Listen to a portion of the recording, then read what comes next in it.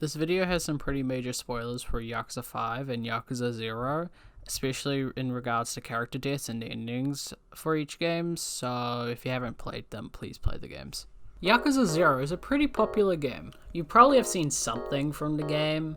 Maybe it was through an out-of-context screenshot, or a GIF on Discord, or maybe it was a review talking about how it uses silly and serious tones, or maybe it was an hour-long retrospective, or maybe you saw one of those memes in 2020 where they deepfake an image and go "Dame Dane, Dame Yo," and you were like, wow, I love Dame Dane guy, this is so funny. Point being, you've probably heard or played Yakuza 0. I would go as far as calling it a modern classic. Hell, if you're a Western Yakuza fan, I would say it's the most important game in the series. Yakuza 1 is one of the few games in the series to actually be marketed in the West. It's even had a complete English dub with big names attached, such as Mark Hamill playing Majima. Everyone's jealous of you. I know I'd like to nail a bitch like that. A crime thriller in the wake of GTA? That sounds like a money printer! So, funny story, Yakuza 1 did not print money. It did not get that big, sexy GTA bucks. It performed terribly in the West. It did well in Japan, but in the West, no one wanted to play it. Not a single person played Yakuza 1 on the PlayStation 2. It sold 0 copies. In practice, that dub I was talking about sucked. You fucking Yakuza! Don't fuck with Kazuki-san! It was just goofy. There's a rumor that our money in the Toto Bank, all 10 billion yen, was stolen. Is this true? It had terrible audio mixing. Guess there's no other choice. Go! Kill this arrogant motherfucker! Yakuza 2 and Yakuza 4 did not have any dub, but other than that, they were extremely faithful between the Western and Japanese release. No cut content whatsoever. Yakuza 3 was a different story. The game cut around 20 sub-stories, 4 minigames, and the entire hostess management side mode. Also, all of these games came out years after they came out in Japan, so Yakuza 2 was 2 years after it came out, Yakuza 3, 1 year, Yakuza 4, 1 year after it came out. The next major release was the infamous Yakuza Dead Souls. This game did not do well at all, it flopped hard. A lot of the reviews were just criticizing it for having terrible gameplay and performing terribly on PS3, which I don't agree with on the gameplay point. I thought it was pretty fun when I played it. The only problem I had was it would crash every 10 minutes or so on PCS3. Still pretty fun game though. Also, the pre-order trailer was pretty funny.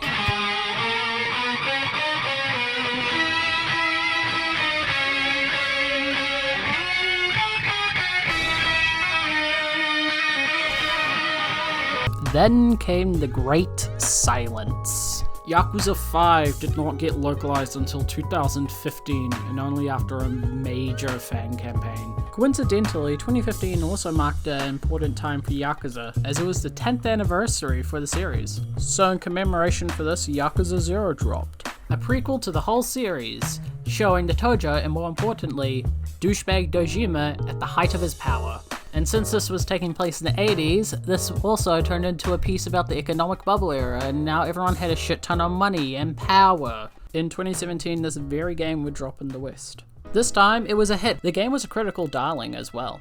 In particular, its use of goofiness and seriousness was praised, especially with how the goofiness would make the serious main story hit all the harder.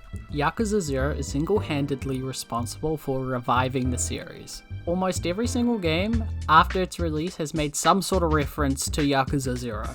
It's gotten to the point that a secondary antagonist like Nishitani is now given a successor with the exact same name and exact same personality in Gaiden. Point being, Yakuza 0 is a very important game, both from a historical perspective and because the series can't help but make a Yakuza 0 reference every 5 seconds.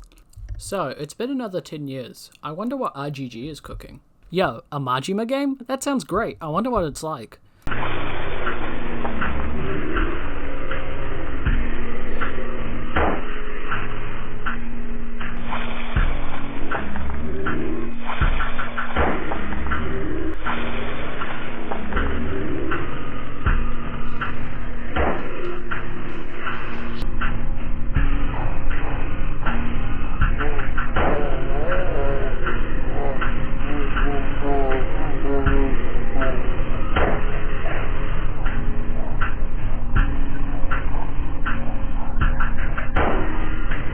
Anyway, there is one other project for the 20th anniversary, and it's Yakuza 0!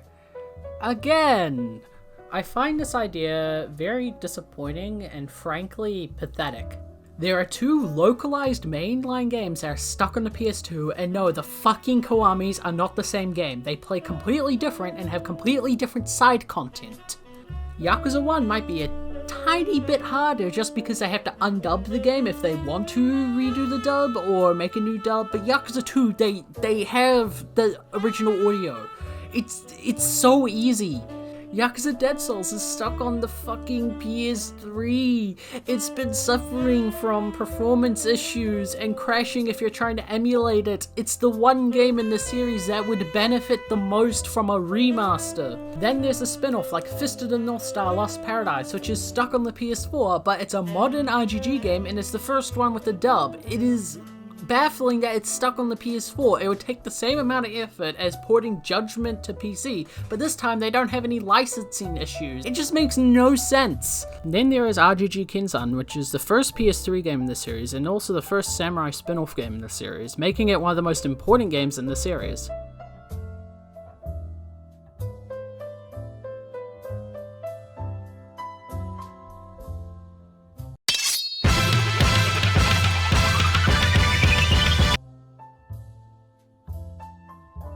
That game is stuck in Japan because apparently its story is not palatable for Western audiences, and I guess it's not flashy enough, so they would have to Kiwami-ify it.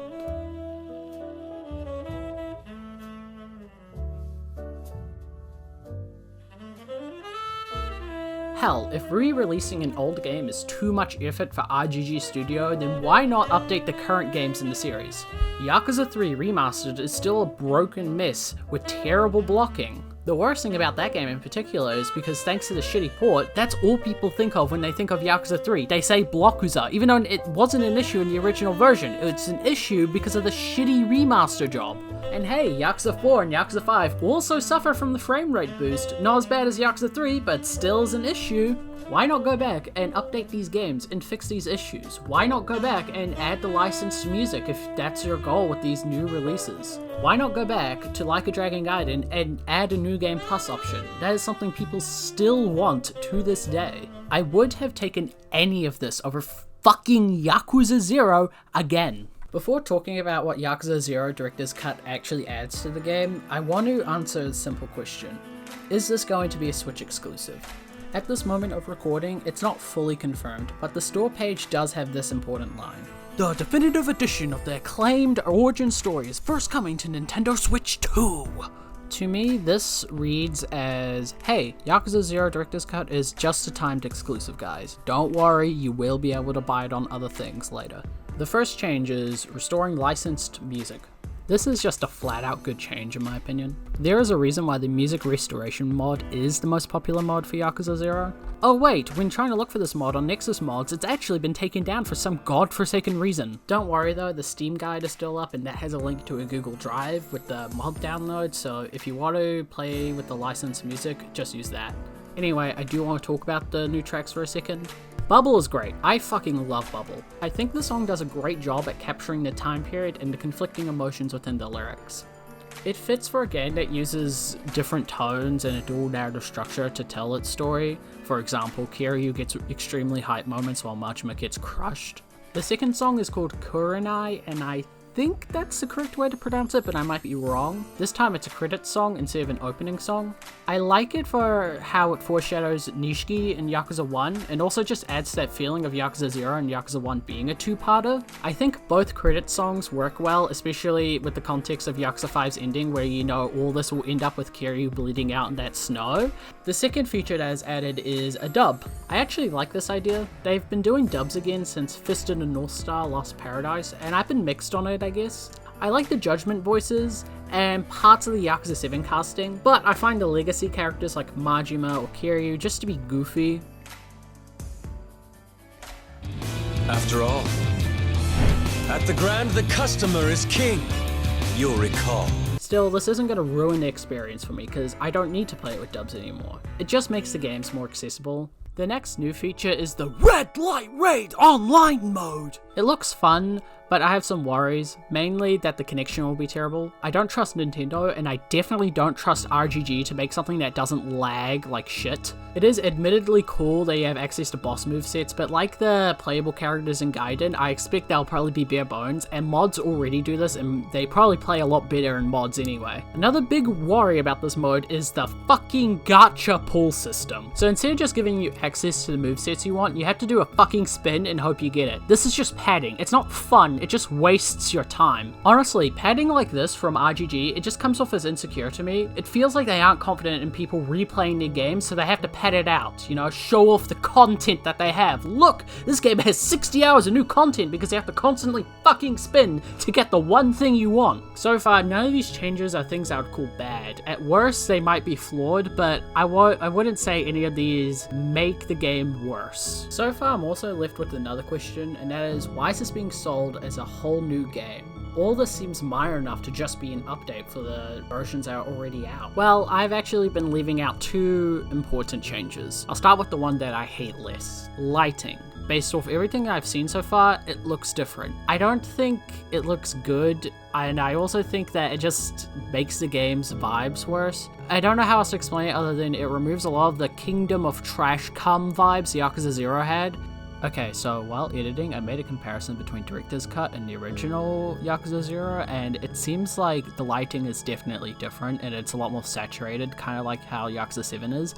And also, just looking at this video, it looks like Majima is not smiling anymore. I know it's a dumb criticism and kind of nitpicky, but like, it was a cool detail that Majima was smiling when he went, "Yo, it's showtime." So yeah, Majima, why are you sad now?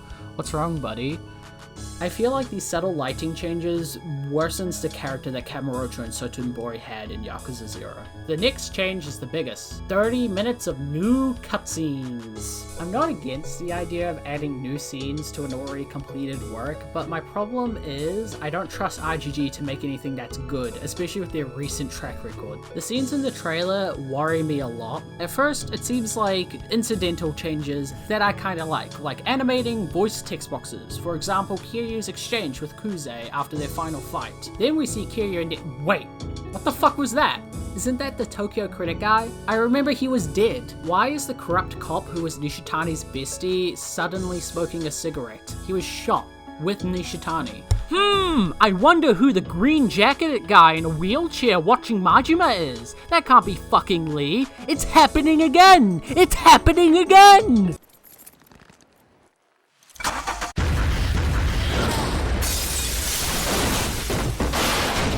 RGG has a thing for resurrecting dead characters for seemingly no good reason. It's gotten pretty fucking bad if you ask me. I've seen some defenses for these resurrections under the lines of, but their deaths were sudden and stupid. I think this is just a silly argument. Killing off a character is a pretty big deal. It's meant to have a sense of finality to it. So if you constantly undo it, it just removes a lot of stakes, and whenever a character dies, you'll just start thinking, oh, I'll probably come back as a fucking bartender. And a sudden death isn't inherently bad in my opinion.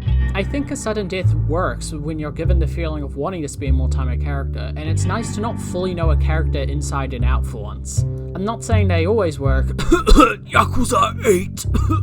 But it works, especially for Yakuza 0's case. In particular, they use death to make the Yakuza actually feel dangerous and like Yakuza. The Tojo clan, and in particular the Dojima family, are the main antagonists of this game. This is meant to be Dojima at the height of his powers, and all we really know about him going into this game is that he committed the Jingwon massacre, a brutal fucking massacre of 30 people.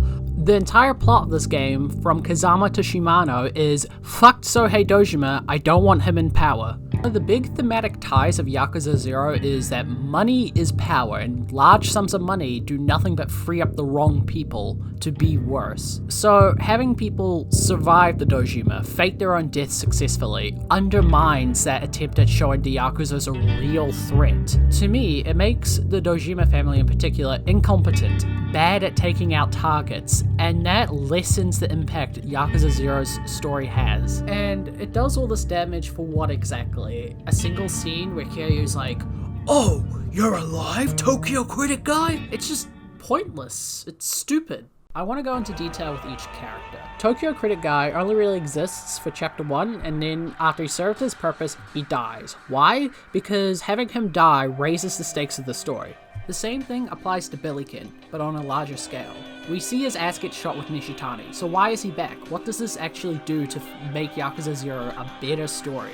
Hell, his death in particular also serves another purpose of making Shibusawa feel like a threat. He does not get that much screen time to have his schemes actually affect people, so having this character that you know for one chapter die immediately through Shibusawa's actions makes Shibusawa into more of a credible threat, and also helps tie Majima's segment in with Kiryu's segment. He was a simple character that served his purpose well. He just exists for one chapter so that Majima can investigate something and make his investigation actually feel like an investigation instead of a checklist. And he serves to give Nishitani a backstory that makes him a character more than just, "I'm gonna come in your butt, Majima, while fighting you."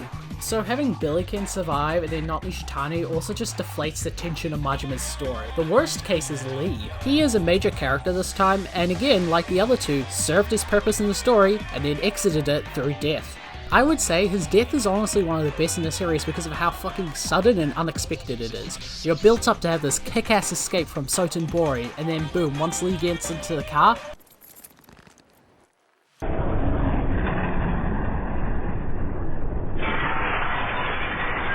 holy fuck, he blew up! It is shocking to see such a major character die so suddenly. Lee was a character that made Majima start thinking for himself, and having Lee blow up makes Sagwa feel like a massive threat.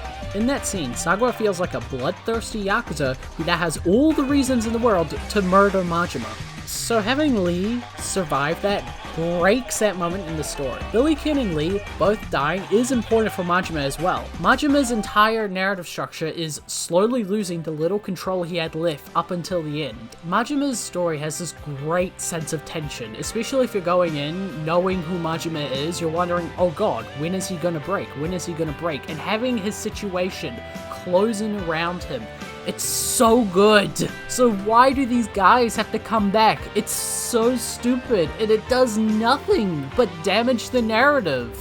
I feel like these meaningless resurrections only exist so the story feels more different so they can sell this overpriced garbage. I can't put into words how much I fucking hate these changes. To make a film comparison, I would say these are worse than the Star Wars Special Edition changes, because at least those changes aren't antithetical to what the Star Wars films were trying to be. They were stupid asides and made characters a lot worse, but at least it did not contradict the themes of the story. I would say the Star Wars Special Edition changes are bad execution, while these are bad on a fundamental level.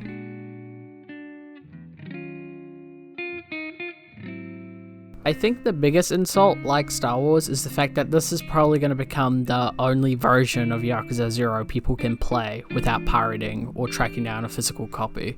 Sega in particular has had a pretty long history of erasing old versions of their games just so you can pump out a new one and sell it for a higher price, and this has been my main worry since day one. I don't really see this mentioned anywhere as well. What I'm worried about and what I'm pretty confident will happen is that Yakuza 0 as we know it will be delisted on all platforms, and that Yakuza 0 Director's Cut will replace the original version of Yakuza 0. And this isn't something I'm pulling out of my ass just because I hate new games. Sega and RGG do have a history of doing this shit. Sonic Origins led to the delisting of all classic Sonic games just so Sega could resell the games at a jacked up price. The same thing almost happened with Sonic Generations, but there was enough fan uproar that Sega changed their mind, so now you have to buy the whole collection if you want to get the original version of Sonic Generations. RGG themselves have done this with Ishin in Japan. To be exact, what happened is the original version of Ishin was delisted on PS4 a week before Ishin Kiwami dropped. I would say this was done just so that RGG could sell the Ishin Kiwami version at full price and people would have to buy it if they wanted to play Ishin. The effect of this is that you'll either have to track down a physical copy of Ishin, or you'll have to hope that you have a good enough computer to run RPCS3 and then play Ishin on PS3 that way. To all the people who don't understand why this is an issue, I'd like to counter some points that I've seen made in response to delistings. Why do you care? There still are physical copies and you have the game already. Just because I'm not going to get affected by this does not change the fact that RGG is going to do a shitty business practice. Like the Star Wars Special Editions, it's bad because anyone who wants to get into the work has to go through a worse version of it or try and track down a older version, so they'll probably just settle for the worst version of the work. From a practical perspective, this also makes no sense. Yakuza 0 is already on PC and it works fine. Another thing I want to mention is modding. Do we know if mods will work with Director's Cut? There are around a decade of mods for Yakuza 0 now, and it's not just like model swaps, it's full-on gameplay changes. If mods don't work with Director's Cut, how many mod makers will have the time to go back and port it to the new version? How many of those people make mods still? This is just replacing a game that has 10 years worth of mods just so that you have a version with online mode and some new cutscenes that might undo what made Yakuza 0 work so well. The balance is silly and serious. What if the serious no longer works? What if that expertly wound story is worse now, but they will make Director's Cut into a DLC upgrade? There is no evidence of this happening, and also there is no precedent of this happening. Sega has never done this, and RGG has never done this. The best case scenario is Sonic Generations, where if you don't own any of the games of the series, you can get the original version of Yakuza 0 if you pay for all the other games in the series. The original version of Yakuza 0 will always be available on GOG DRM free! This is just really silly in my opinion, like, GOG delist games. Look at Metal Gear Solid 2. I'm sorry, but your beloved good old games will not save Yakuza 0 from delisting. Lastly, I want to bring up something slightly funny and sad. Right now there is a Sega sale on Steam, and almost everything RGG has made is on sale. Even Pirate Yakuza is on sale. The only game that isn't currently on sale is Yakuza 0. I wonder why. If I can give a takeaway for this video, beyond just complaining, please don't buy Yakuza 0 Director's Cut, and if you don't have the original version of Yakuza 0, especially on PC, you should buy it now. Right now, Yakuza 0 costs around 20 USD, while Yakuza 0 Director's Cut is going to be around 50 USD. That is fucking robbery. Over double the price for some cutscenes and an online mode that might not even work. This game isn't just a cash grab, it's going back to convince you the series was always filled with dumb plot twists. Despite how hard RGG tries to change the past, Yakuza wasn't always like this.